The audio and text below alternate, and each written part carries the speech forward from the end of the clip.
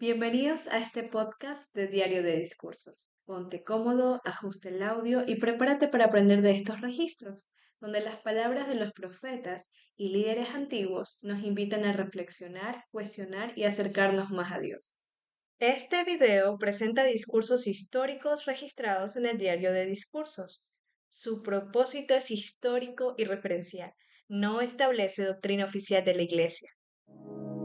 Gazelle. La Constitución y el Plan de Dios para la Humanidad. Discurso del Elder Parley Pratt, pronunciado en el Tabernáculo, Gran Ciudad del Lago Salado en 1853, por el aniversario del 4 de julio de 1776. Amigos y conciudadanos, hoy hemos sido edificados e instruidos, nuestros corazones se han conmovido y nuestras mentes han sido deleitadas con una gran variedad de cosas. ¿Diré que esto estuvo acompañado de música? No, porque todo ha sido música, ya sea la que ha brotado el corazón de nuestros conciudadanos o la que ha sido producida por la habilidad de nuestras manos al usar instrumentos musicales. Todo ha sido música, música para el oído y poesía para el corazón. Hemos tenido una gran variedad, pero todo apuntando a un mismo propósito. Todo en perfecta armonía, sin ninguna nota discordante.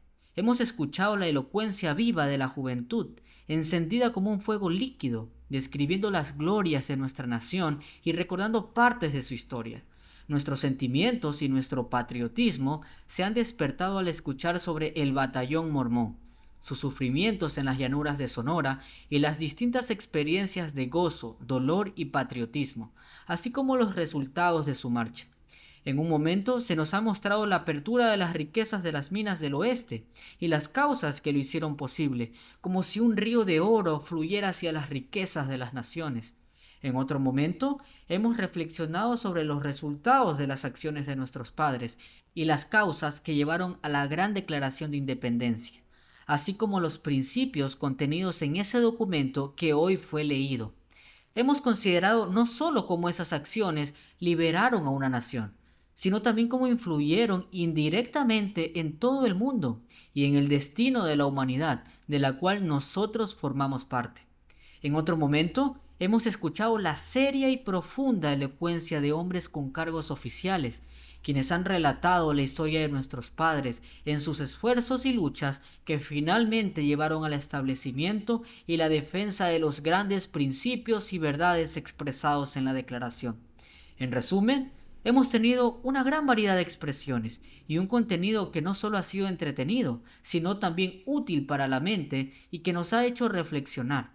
Y en cuanto a demostraciones de elocuencia, poesía, música y sobre todo de sentimientos patrióticos, buenos valores y enseñanzas sanas, ¿qué más podría añadirse? Por mi parte, al ponerme de pie en estas circunstancias, siento que preferiría quedarme sentado, contemplando y reflexionando sobre la historia del pasado y el glorioso futuro que nos espera. Sin embargo, también me siento dispuesto, como conciudadano, a aportar mi pequeña contribución, reconociendo al mismo tiempo mis propias limitaciones y que no he tenido tiempo para preparar algo por escrito. Expresaré mis ideas, o mejor dicho, algunas de ellas, con respecto a la Constitución de nuestro país, sus principios políticos, sus efectos y los resultados de los acontecimientos que dieron origen a esta Constitución. Mientras más vivo y más conozco a las personas y al mundo, más entiendo que esos acontecimientos y en particular este documento llamado la Constitución de la Libertad Americana fueron inspirados por un espíritu de sabiduría, por un espíritu de generosidad sin igual y por un sentido práctico en lo político. Y si esa Constitución se aplica con justicia y sabiduría, está diseñada para beneficiar no solo a quienes nacen bajo su jurisdicción, sino también a todas las personas del mundo, sin importar su nación, linaje, idioma, religión o tradición, que busquen refugio bajo su protección. Parece lo suficientemente amplia y sólida como para recibir y proteger a todos aquellos que de alguna manera han sido privados de los derechos básicos del ser humano. Sin duda, fue inspirada por una sabiduría superior y hasta ahora ha demostrado ser suficiente para las necesidades de la nación y de todos aquellos que han decidido acogerse a ella, vivir bajo su amparo y disfrutar de sus bendiciones. La gran pregunta, como se ha mencionado varias veces hoy, no es el funcionamiento del documento en sí, ni la belleza de su redacción, ni la forma del lenguaje, ni siquiera los principios de libertad que garantiza, sino cómo se aplican esos principios. Por ejemplo, el papel por sí solo no puede hacer cumplir lo que dice. Y si las personas o los gobernantes que eligen tienen principios corruptos, pueden distorsionar cualquier forma de gobierno, por más sagrada, verdadera o justa que sea. Incluso pueden destruir en la práctica esos mismos principios que tanto valoramos y en los que nos regocijamos. Al final, lo que realmente define a un gobierno es cómo se vive y se aplica en la práctica. Una buena estructura abre el camino para buenos resultados si se pone en acción, pero si no, se queda solo en palabras. Mucho depende de la actitud y las decisiones del pueblo al elegir a sus líderes y sus políticas, y también depende de cómo gobiernan aquellos que han sido elegidos. En el principio de la Constitución, establecidos por nuestros padres y transmitidos a sus hijos y a todos los que decidan adoptar este país como suyo, no hay problema alguno en sí mismos, es decir, en las leyes y en los documentos. Estos contienen verdades eternas, principios de libertad que no pertenecen solo a un país en particular, ni a los intereses de un grupo específico, sino que son principios fundamentales y universales para todos los seres humanos. La libertad de conciencia, la libertad de trabajar, la libertad para crecer en conocimiento y superación, en bienestar, comodidad y progreso en esta vida, así como en el desarrollo intelectual que impulsa el avance en todos los aspectos de la existencia.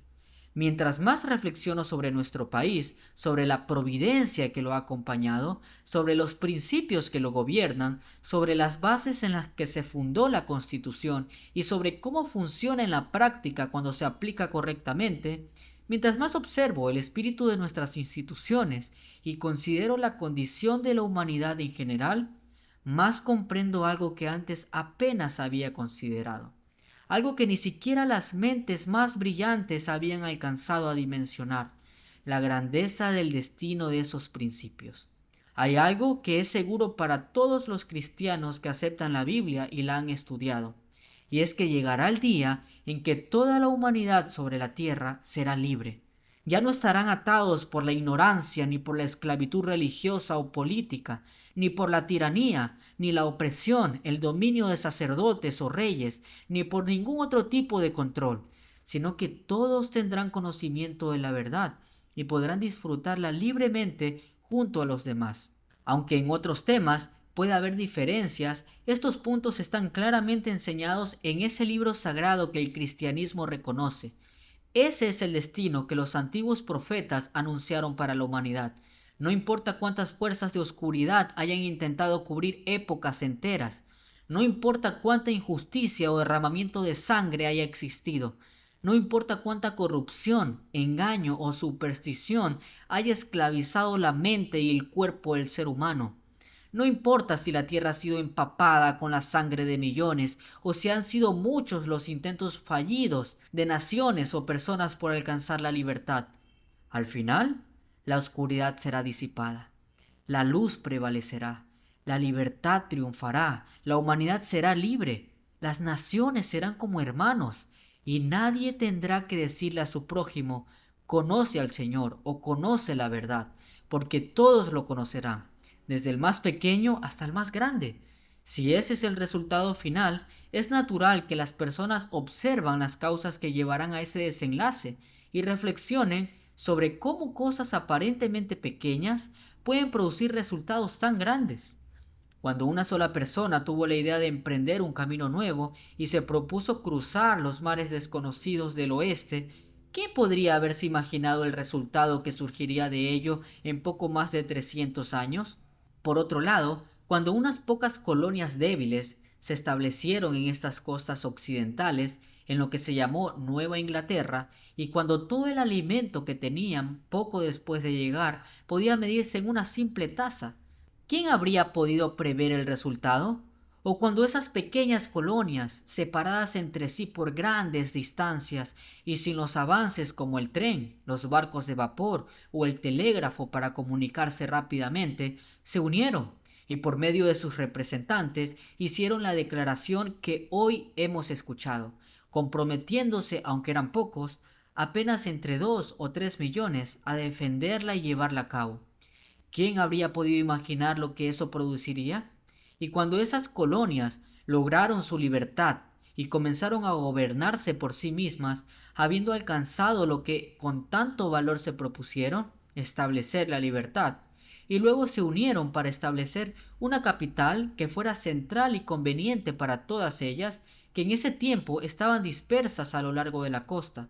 ¿Quién habría podido imaginar una nación que se extendería desde Maine hasta Florida y desde el noreste, bañado por el Atlántico, hasta el interior del continente, que en ese entonces era desconocido para el mundo civilizado?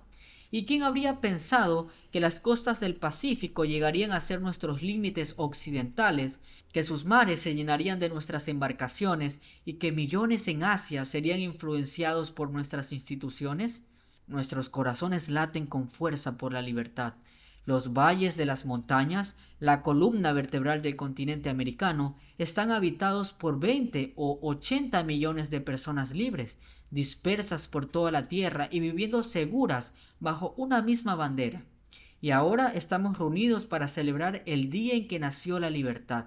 ¿Quién podría comprender el alcance presente y futuro de todo esto? Mis propios ojos han visto a las personas oprimidas de nuestra antigua madre patria, Inglaterra. He observado cómo funcionan las naciones europeas, no solo por lo que he oído, sino por lo que he visto personalmente. También he contemplado parte del gran océano Pacífico y he visto a nuestros hermanos de la humanidad en guerra entre sí en América Española, pues he cruzado el Ecuador y he recorrido extensamente las costas occidentales del Pacífico. Asimismo, he visto a miles de personas en Asia, provenientes del gobierno más despótico de la Tierra, llegar en masa a nuestras costas occidentales y vivir bajo la misma bandera de libertad. Me refiero a los chinos. Hoy hemos escuchado algo sobre las posibilidades de anexión o de ampliar los dominios de la Constitución de América, pero el principio de anexar grandes territorios no es lo más importante. Lo verdaderamente importante es la influencia de nuestras instituciones, el ejemplo que damos, cómo funcionan estas instituciones y el impacto que tienen en otros lugares, lo cual producirá los mismos resultados, ya sea mediante anexión o no. ¿Quién es el más hispanoamericano? Es alguien que posee un territorio y recursos casi ilimitados. Si ese territorio y sus recursos se unieran a los Estados Unidos y a Canadá, puedo afirmar que toda la población actual del mundo podría sostenerse con esos recursos, incluso si el resto del mundo desapareciera. Los elementos naturales del continente americano, aún sin desarrollar, podrían sostener a toda la humanidad. El hispanoamericano posee una tierra rica en todo lo deseable, con climas variados, abundantes riquezas minerales, recursos agrícolas, madera y todos los elementos necesarios para la riqueza y el progreso, aunque todavía está en gran parte sin desarrollar y poco habitada. Pero, ¿quiénes son estos hispanoamericanos? En gran medida son los habitantes originarios de este continente, mezclados con pueblos europeos, desde los descendientes más puros de España hasta todas sus mezclas, incluyendo finalmente al indígena de sangre pura. ¿Bajo qué tipo de instituciones viven? Se dice que tienen libertad, algo parecido al modelo de los Estados Unidos, pero en muchos casos, debo decirlo con pesar, solo en apariencia, no en esencia ni en verdad, porque aunque proclaman libertad, en realidad están sujetos a una religión establecida por ley. Aunque en algunos aspectos sus instituciones pueden parecer libres, tienen esa grave condición de imponer una religión como la oficial del Estado, prohibiendo todas las demás o su práctica pública. Por eso, las personas están limitadas por el dominio religioso, cargando un yugo que primero les fue impuesto por la espada en los días de Cortés y Pizarro, y luego reforzado por las tradiciones durante 3 siglos. No saben valorar la libertad ni cómo liberarse del peso que los oprime. Como ya se ha mencionado hoy por uno de los oradores, la humanidad está en constante progreso y no hay obstáculos que puedan detener completamente ese avance. Esto aplica tanto a nuestros hermanos de todas las razas en este continente como a la humanidad en general. Es difícil que alguien que nunca ha salido de su país entienda la influencia que tienen las instituciones de América y de Inglaterra, que son de las más avanzadas sobre otras naciones. Muchos miran primero a América como ejemplo y guía, y luego a Inglaterra. Ven estos países como un modelo en todo lo relacionado con libertad, arte, ciencia, educación y progreso. Se puede decir que son católicos, pero ¿quién puede culparlos por ello? Las leyes de sus países los hicieron así, y la tradición ha mantenido esa situación hasta hoy. Sin embargo, cuando hablan con estadounidenses, lo hacen con la idea de que pueden aprender de ellos. Cuando piensan en los Estados Unidos, lo ven como un país que les ofrece un ejemplo digno de imitar.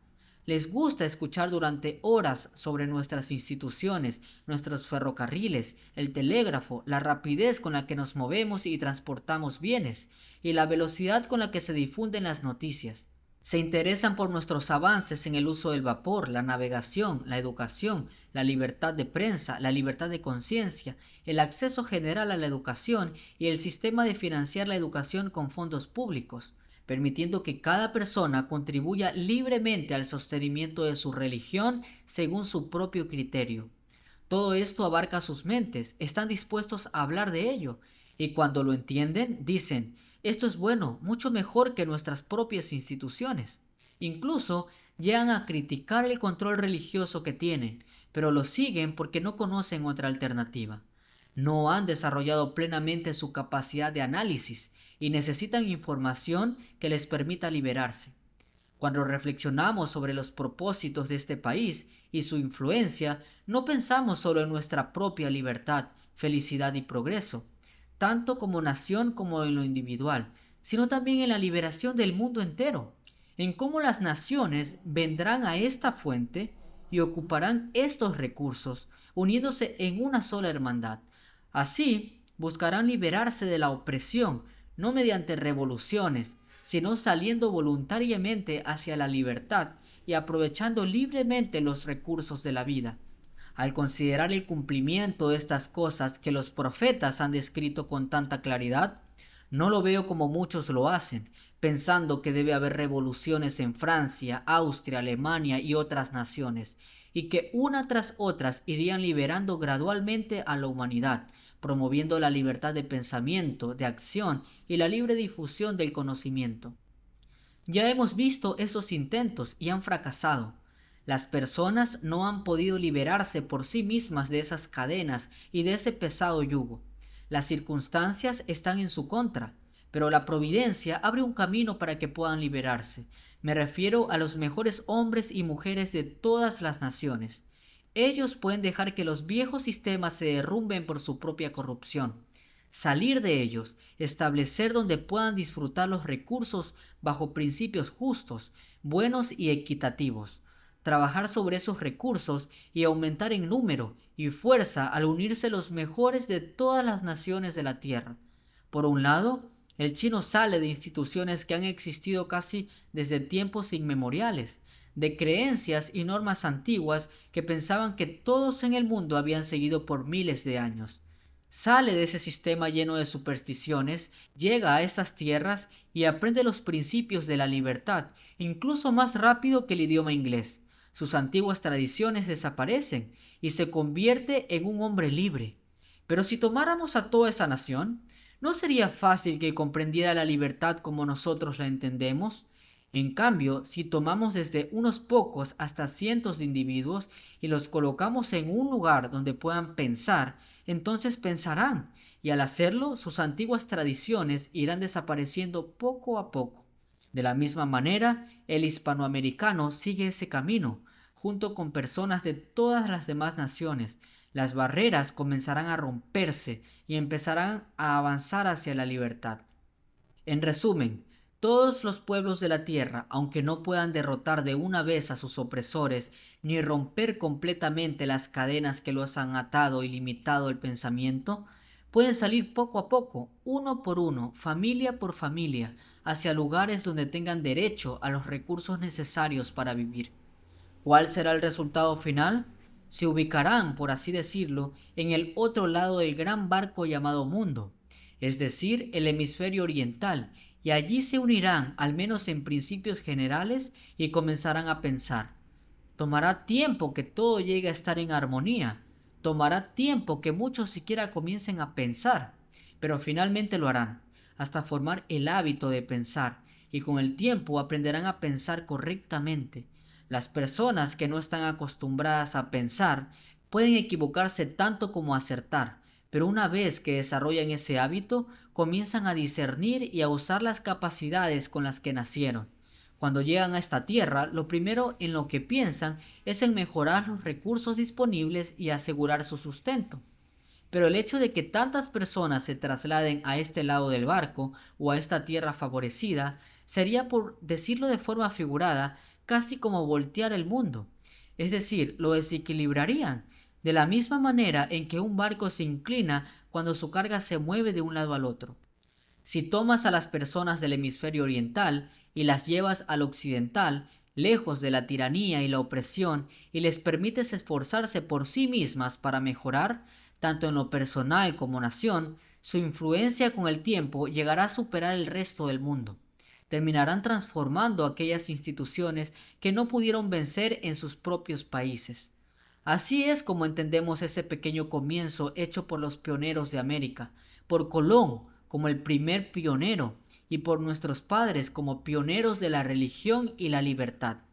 Vemos cómo esa influencia se ha extendido y ha crecido por toda la tierra, influyendo tanto en las personas como en las instituciones de las naciones, hasta que entre todos los pueblos del mundo se reúna un número suficientemente de personas y se desarrollen los recursos que hoy están sin aprovechar y haya suficiente luz para que puedan comprender y reflexionar, investigar y compartir entre sí las bendiciones de la providencia.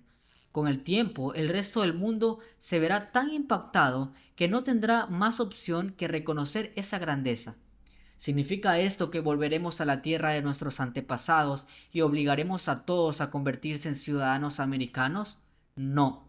Pero cuando haya 200 millones de personas en el continente americano viviendo bajo los principios de libertad, Europa tendrá que ceder, no por la fuerza directa, sino por la influencia que inevitablemente ejercerá sobre esas naciones despóticas. Basta decir que el continente ha sido descubierto, que los recursos necesarios para la vida y la felicidad existen y ya están en parte desarrollados, que se han formado instituciones y gobiernos y que los principios están comenzando a establecerse y crecer. Hay fuerzas en movimiento tan grandes que el lenguaje no alcanza para describir el resultado probable. Solo podemos usar las palabras de los profetas, que aún así son limitadas. La tierra estará llena de conocimiento, luz, libertad, bondad y amistad. Nadie tendrá que enseñar a su prójimo a conocer al Señor, porque todos lo conocerán, desde el más pequeño hasta el más grande. La oscuridad desaparecerá, la opresión dejará de existir y las personas convertirán sus armas de guerra en herramientas de trabajo. Su ocupación será desarrollar los recursos inagotables de la naturaleza, mejorar su inteligencia, buscar el Espíritu del Señor y vivir conforme a Él. El mundo será renovado tanto en lo político como en lo religioso. Estas son solo algunas ideas. Ver este tema en toda su profundidad llevaría a la mente a considerar todas las verdaderas prácticas del universo que el ser humano puede alcanzar e incluso podría extenderse hasta la eternidad. Reconoceremos la mano de Dios en los movimientos de los hombres y en el desarrollo de sus mentes, cuyo resultado será el cumplimiento de lo que han dicho los profetas, la renovación de la humanidad y el establecimiento de un reino universal de Dios, donde su voluntad se haga en la tierra como se hace en el cielo.